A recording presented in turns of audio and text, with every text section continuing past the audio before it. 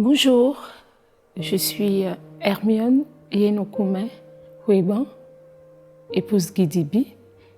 Je viens du Bénin et je suis née dans un petit village du Bénin qu'on appelle Kovey, d'une famille de 8 enfants. Mon père, il est monogame.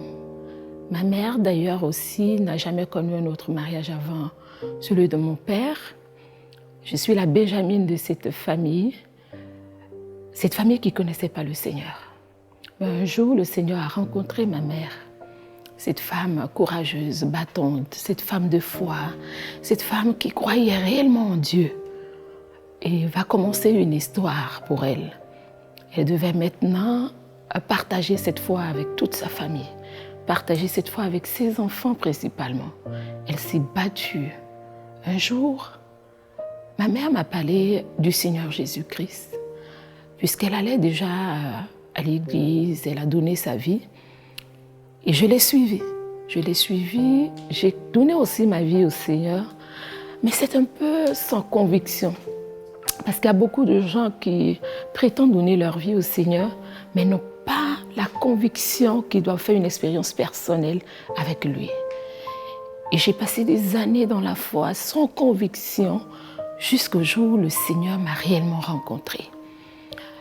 Il m'a rencontrée dans une réunion dans laquelle je suis partie. Et c'était comme si l'orateur me connaissait personnellement. Il parlait. Mais avant, le diable, c'est quelqu'un qui nous ment souvent. J'avais ce caractère de femme dur, ce caractère d'homme, ce caractère d'un peu de rébellion en moi, ne croyant en rien, s'opposant à tout, partout où je passe. Ainsi, dans ce mensonge, je pensais que j'étais la meilleure personne. Dans ce caractère, je me battais tout seul, sans amour, sans foi, sans savoir où j'allais réellement. Et autour de moi, tout était bouleversé. Et quand j'ai rencontré le Seigneur Jésus-Christ, réellement, dans cette réunion, cette personne disait que derrière les apparences que nous pouvons présenter, nous avons un manque d'amour profond en nous. Nous avons besoin que quelqu'un nous aime. Nous avons besoin que quelqu'un nous couvre. Nous avons besoin que quelqu'un nous tienne par la main et nous dise qui nous sommes réellement, afin qu'une nouvelle vie commence pour nous. À la fin de cette réunion, j'ai demandé à ce serviteur de Dieu, mais pourquoi parles-tu comme ça? Alors, je lui ai posé tellement de questions qu'on pouvait poser quand on est dans mon état. Il m'a invité alors à sa réunion du dimanche. Et quand je suis rentrée dans cette réunion, le dimanche qui a suivi, pendant le temps de l'adoration, j'ai senti qu'il y avait une puissance en moi qui était tombée. Cette personnalité que je me suis forgée moi-même, cette personnalité que j'essayais de montrer pour cacher qui j'étais réellement, avait commencé à tomber par un sentiment de faiblesse. Je me sentais tellement vide, comme s'il n'y avait vraiment plus rien en moi. J'étais tellement vide à telle enseigne que des larmes ont commencé à couler de mon visage. Et pendant ce temps, j'ai dit, Seigneur, puisque je ne savais réellement pas prier, je dis, Seigneur, est-ce que tu existes réellement? Je sens à quel point je suis vide, je sens à quel point j'ai besoin de quelqu'un.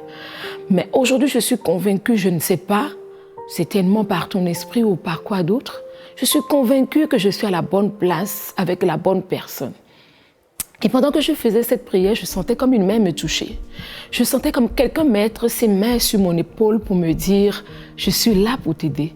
Je suis là pour t'accompagner. Je suis là pour te restaurer. Je suis là pour qu'une nouvelle vie commence pour toi. » Alors, à la fin de cette réunion, j'étais tellement faible parce que tout était tombé en moi. J'étais réellement une nouvelle personne. Je me demandais, mais est-ce que j'existe encore? Ma vie a-t-elle encore un sens? Je me posais tellement de questions que quand je suis rentrée chez moi, le Seigneur a commencé à me parler. Il a commencé à me parler et j'ai dit, Seigneur, quand est-ce que ma vie va changer? Et première chose, il m'a dit, si simplement tu peux t'abandonner entre mes mains, si simplement tu ne discutes pas le volant avec moi, si simplement tu peux m'obéir, chaque fois je te dirai ce qu'il faut faire. Chaque fois, je te dirai dans quelle direction tu dois y aller. Et comme beaucoup de personnes, on pense que lorsqu'on a Jésus, c'est fini, on ne peut plus avoir de défis, de challenges et d'épreuves. J'étais passée dans une étape d'épreuve où le Seigneur allait vraiment voir si j'étais décidée à le suivre, si j'étais décidée réellement à lui donner la première place et toute la place dans ma vie. Alors, je dis, Seigneur, fais comme tu veux. Je voudrais quand même témoigner parce que je vois beaucoup de gens témoigner à l'époque. Et je ne crois pas en leur témoignage. Je me dis, c'est des choses déjà calculées à l'avance, qui ne sont pas toujours vraies. C'est pour nous séduire, c'est pour nous amener à les suivre, à nous endoctriner. Mais ce n'est pas toujours vrai. Et j'ai dit, Seigneur, maintenant je veux faire mon témoignage personnel avec toi. Je veux pouvoir dire au monde entier ce que tu as fait pour moi. Pourquoi ma vie a-t-elle changé? Ainsi, pendant que je travaillais dans l'administration publique de mon pays, j'étais partie pour démissionner. Et pendant ce temps, c'était un temps dur pour moi. Le Seigneur m'a orientée. Il a réorienté ma vie.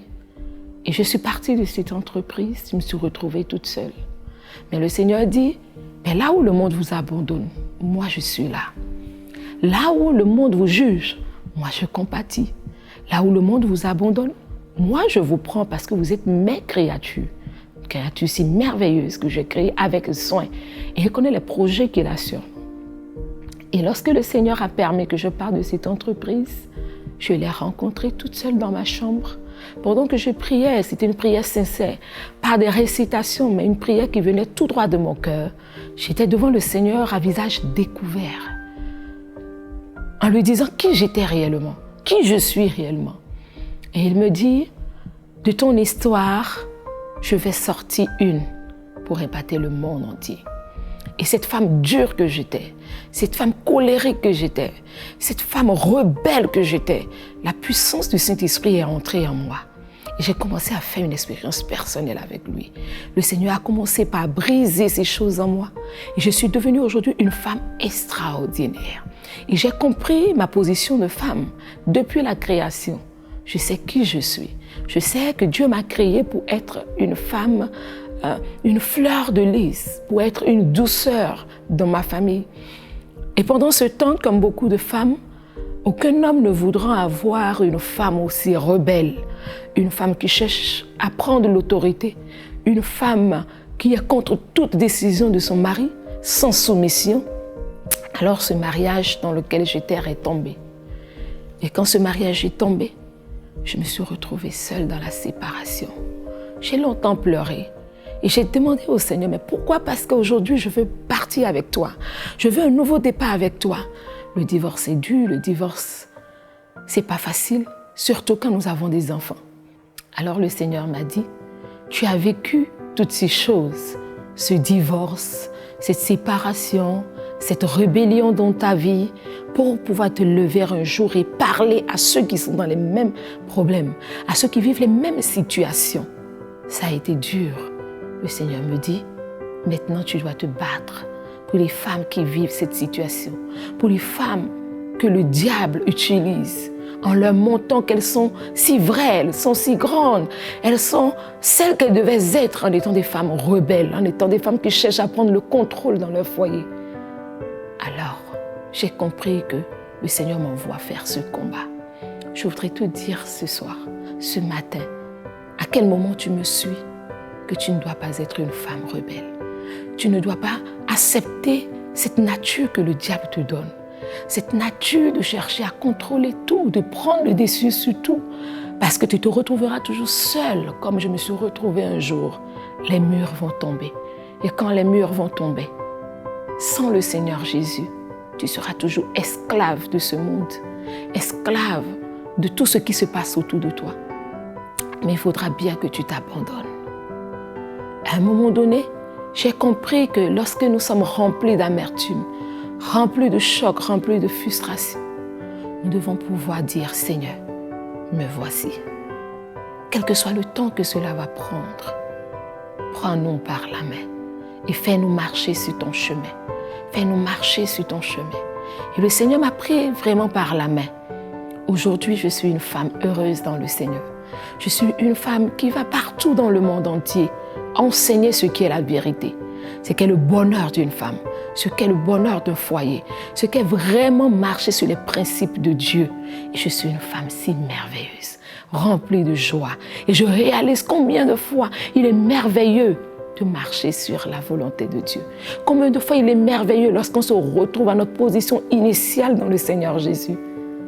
Le référentiel que la Bible nous dit, comment marcher, comment faire les choses pour être une femme heureuse. Et après cette expérience, je peux te dire que je vis le bonheur extrême dans mon foyer. Le bonheur où jamais je ne me suis sentie aimée. Parce que premièrement, le Seigneur Jésus m'a aimée. Il m'a aimée sincèrement. Et moi aussi, je l'aime de tout mon être, de tout mon cœur. Et je vois cet amour du Seigneur se manifester dans cet époux merveilleux qu'il m'a donné. Oui, avant, je pouvais dire, je suis divorcée. C'est fini pour moi. Ma vie n'aura plus jamais de sens. Mais le sens que le Seigneur Jésus a donné à ma vie est un sens merveilleux. Je ne pouvais jamais imaginer que je pouvais me retrouver encore à ce niveau-là encore. Je ne pouvais jamais imaginer que le Seigneur m'aime si tant et qu'il pourrait me donner encore une seconde chance. Oui, il donne toujours une seconde chance à ceux qui s'abandonnent à lui, à ceux qui croient réellement à lui. Mais il faudrait qu'on se débarrasse de tout préjugé, qu'on se débarrasse de toutes les apparences que nous avons, qu'on se débarrasse même des idées que nous faisons. Nous faisons ou des idées que nous donnons au Seigneur Jésus-Christ. Nous pensons qu'il est un homme comme nous, qu'il agit comme nous. Mais non, il est le bon Dieu, le miséricordieux. Alors le Seigneur m'a donné une nouvelle chance. Cette nouvelle chance dans mon foyer, avec des enfants merveilleux. Oui, si toi aussi tu es prêt, que tu sois un homme, que tu sois une femme, que tu vis cette douleur-là au fond de toi, cette douleur du divorce, de la séparation, de la haine, du manque d'amour, de la frustration, du ressentiment, parce que le ressentiment vient lorsque nous vivons certaines choses.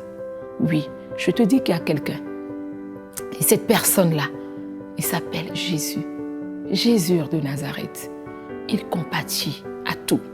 Lui ne juge pas, parce qu'il sait que nous venons de loin de nos erreurs. Mais lui, il est toujours prêt. Si simplement nous aussi nous sommes prêts.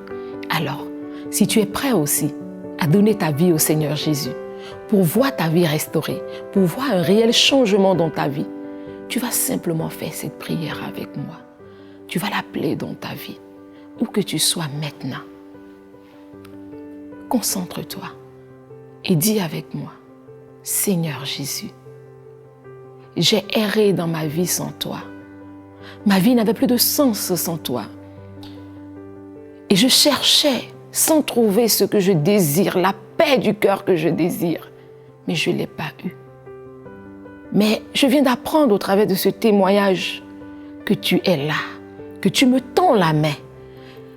Si simplement, Seigneur, tu me donnes la force encore de mettre mes mains entre tes mains, je sais que tu vas me relever. Seigneur, viens et règne en moi.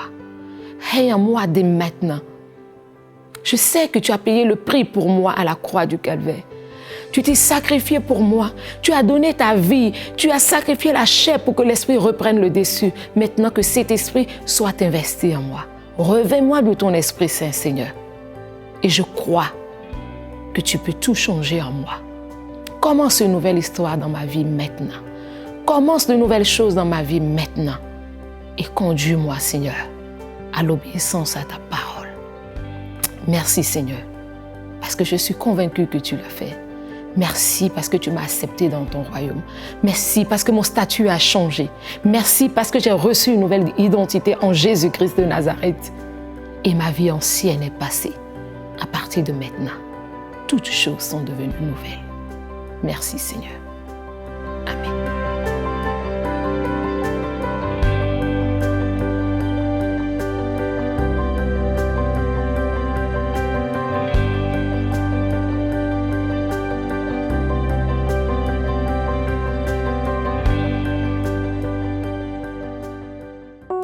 Cette émission est rendue possible grâce au précieux soutien des partenaires d'Enseigne-moi Canal International. Retrouvez tous nos programmes sur emcitv.com.